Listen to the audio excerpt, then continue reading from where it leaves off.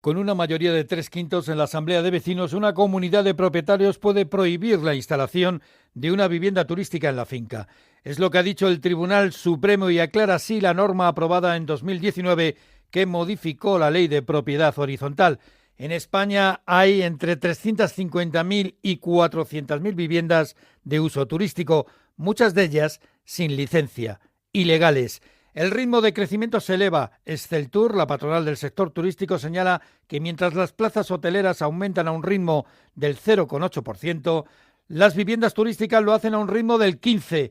Además de esto, se conocen también los primeros datos sobre los efectos del control de precios en el alquiler en las zonas tensionadas en Cataluña. Los precios bajan un 5% en estas áreas que tienen tope de rentas, pero a la vez la oferta de pisos se derrumba. Hay menos casas en alquiler. Los contratos caen un 17% en Cataluña.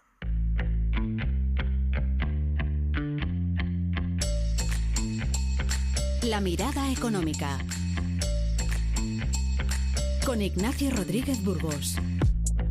Una mirada inquisitiva, reflexiva y divulgativa a la realidad económica del momento.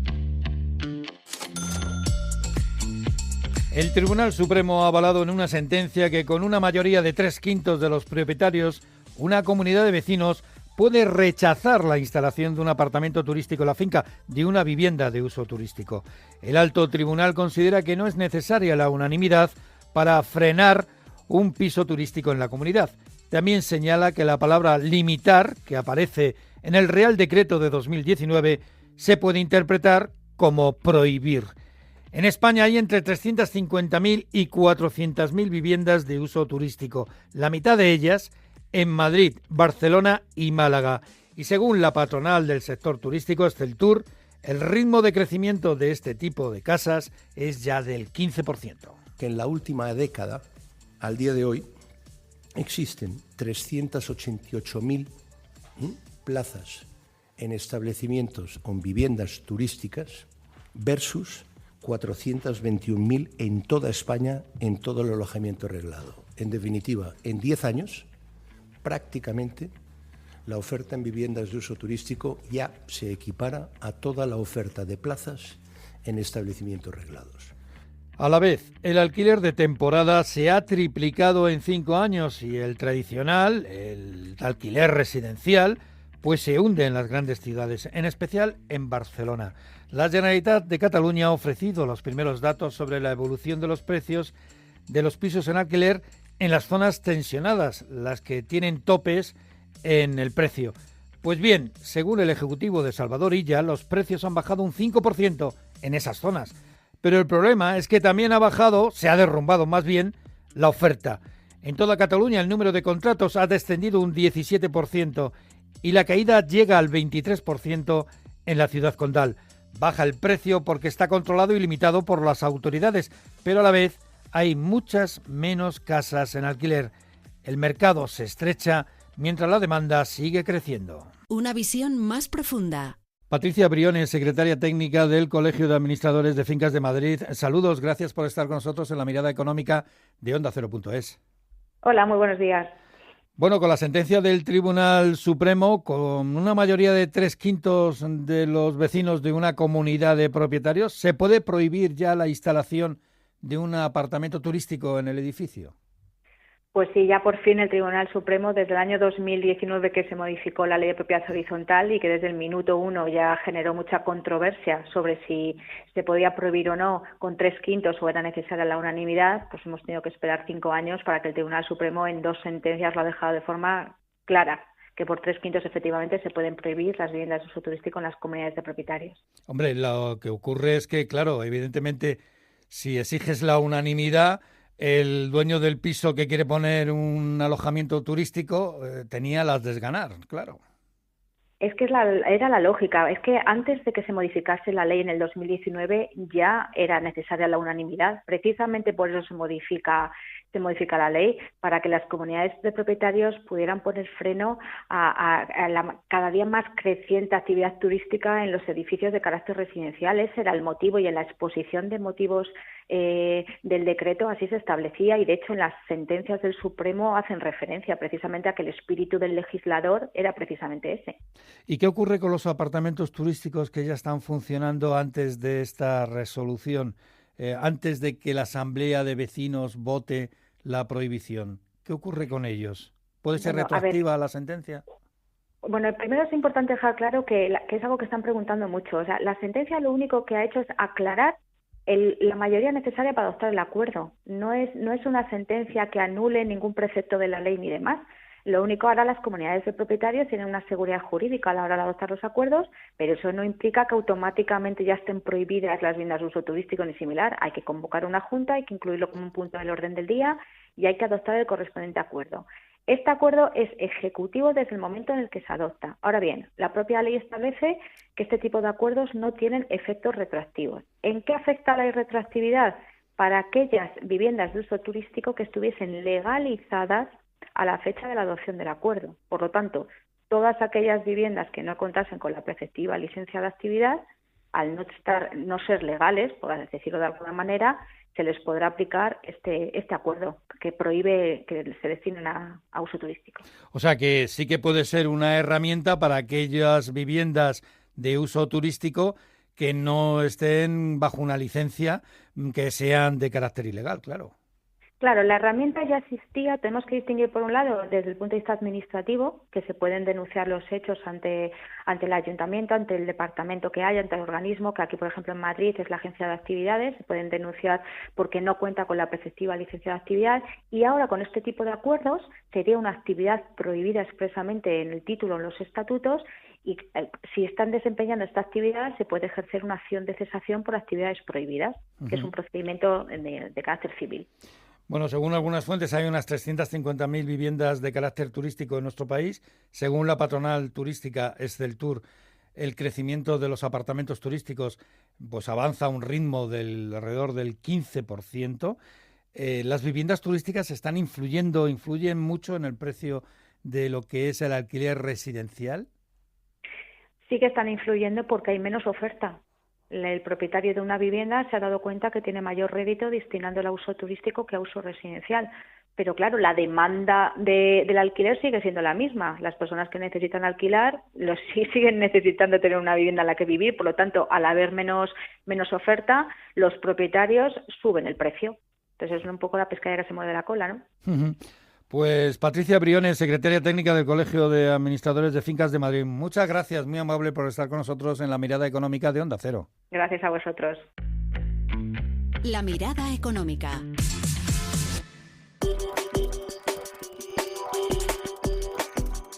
Muface está en el aire, al menos está en el aire la cobertura sanitaria que presta al 1,5 millones de empleados públicos y a sus familias.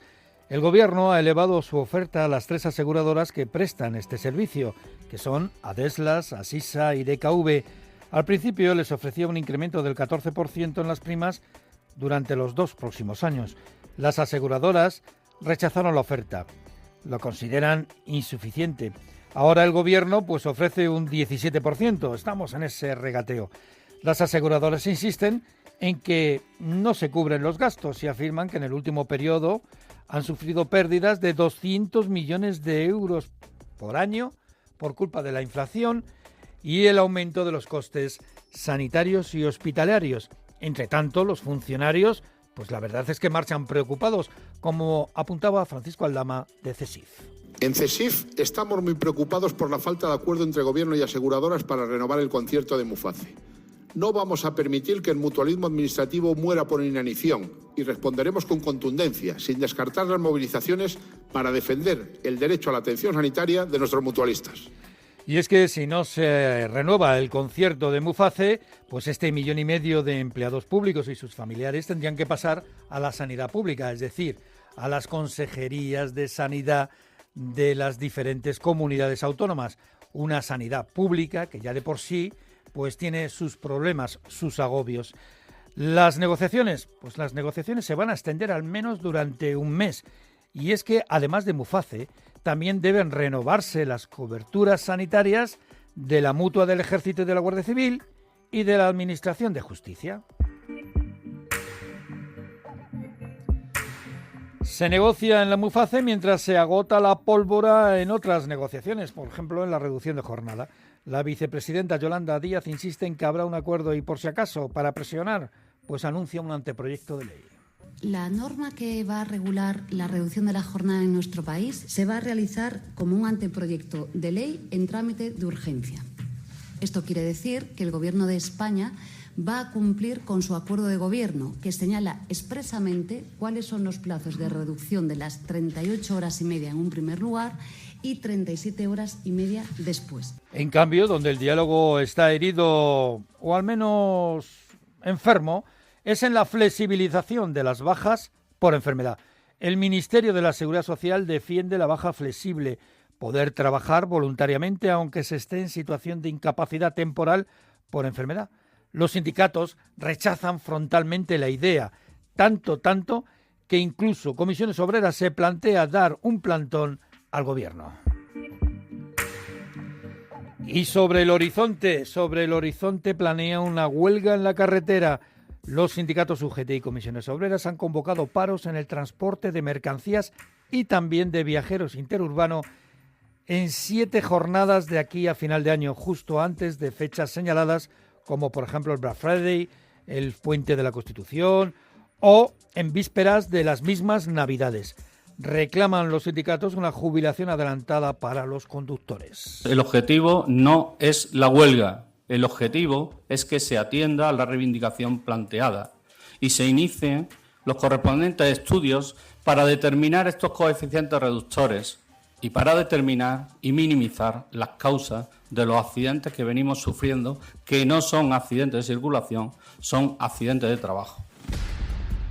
La metamorfosis económica. Tiempo ya para la transformación económica, para la metamorfosis económica con la ayuda de Patricia Gijón. Patricia, saludos. Saludos, Ignacio. Golpe a Google del gobierno de Estados Unidos para acabar con su monopolio. El Departamento de Justicia valora reclamar al gigante tecnológico que venda o separe sus diferentes plataformas y servicios para poner fin a su monopolio. Tendría que deshacerse de su navegador Chrome y de su sistema operativo Android. Google asegura que apelará y subraya que las propuestas del gobierno estadounidense son demasiado radicales. Stellantis, el mayor fabricante de coches de España, recibe 300 millones de euros de ayudas públicas a través del PERTE para su megaproyecto de baterías. El grupo automovilístico, dueño de marcas como Opel, Peugeot, Citroën o Jeep, ha llegado a su cifra deseada de ayudas públicas para levantar una megaplanta de baterías en Figueruelas, en Zaragoza. El proyecto se llevará a cabo conjuntamente con la china CALT, que es el mayor fabricante de baterías del mundo. El misterio del creador de Bitcoin continúa. Expectación, Ignacio, ante el estreno del documental Money Electric de HBO para conocer la verdadera identidad de Satoshi Nakamoto, el creador de Bitcoin, que está considerado como uno de los mayores misterios de la era digital. Oculta esa identidad desde 2008. Según la plataforma, detrás del seudónimo estaría Peter Todd, un desarrollador de software canadiense que ha negado ser Satoshi, aunque fue uno de los primeros en hacer manuales de uso de Bitcoin. Más noticias sobre la transformación económica, sobre la metamorfosis en OndaCero.es.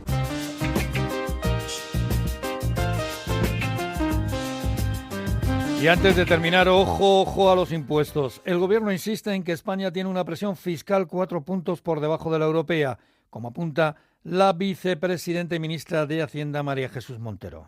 Y en relación con la brecha fiscal, señoría, estamos 4 puntos por debajo en presión fiscal. De hecho, Europa exige al Gobierno una reforma fiscal que le permita ponerse al menos simétrico en relación con esta cuestión. Y yo le pregunto, señora Gamarra, hablando de impuestos, ¿van a ustedes a votar a favor del impuesto a las energéticas y del impuesto a la banca que vamos a volver a traer a este Parlamento? ¿Van a recuperar el impuesto de patrimonio en las comunidades autónomas donde gobierna?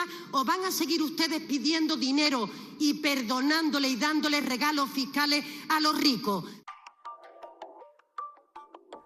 Esto se puede interpretar como que el gobierno prepara modificaciones fiscales, que cuenta con un margen de subida de impuestos de 60.000 millones de euros, que son los 4 puntos de diferencia con la presión fiscal de la Unión Europea.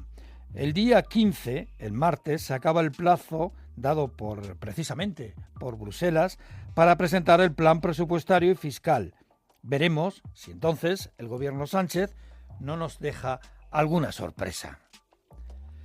Y por último, China sigue con sus contraataques comerciales a la política europea de altos aranceles a sus coches eléctricos. Claro, no se iba a estar quieta. Primero puso trabas en el comercio de la carne de porcino y ahora el gobierno de Pekín ha impuesto tasas aduaneras de entre el 30 y el 40% al brandy que exporta a Europa al país de la Gran Muralla. Una medida que sobre todo va dirigida contra Francia, pero donde también salen perjudicadas las grandes bodegas españolas de brandy, sobre todo las andaluzas, como Osborne, Torres y Fundador. Estas bodegas califican la medida china de desproporcionada. La mirada económica, un podcast de Onda Cero. Es todo. Muchas gracias por su atención una semana más, por seguir la mirada económica de OndaCero.es. Un abrazo. La mirada económica. Ignacio Rodríguez Burgos.